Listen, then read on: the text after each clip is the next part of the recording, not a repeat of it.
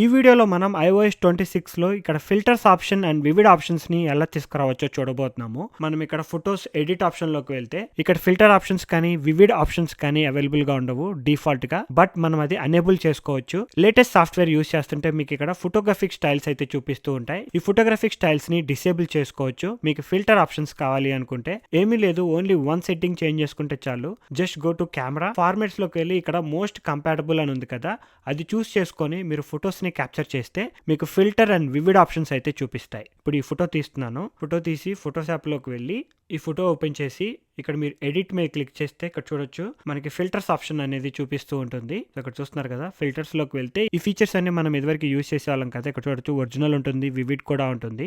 Most compatible setting change చేసుకున్న తర్వాత తీసిన ఫొటోస్ కు మాత్రమే చూపిస్తుంది. ఇలా అయితే మీరు filter option and vivid options అయితే ఎనేబుల్ చేసుకోవచ్చు. ఏ ఫోన్ యూస్ చేసినా సేమ్ ఫీచర్స్ అయితే అవైలబుల్ గా ఉంటాయి. అండ్ మరిన్ని వీడియోస్ చూడాలి అనుకుంటే please subscribe to pocket tech.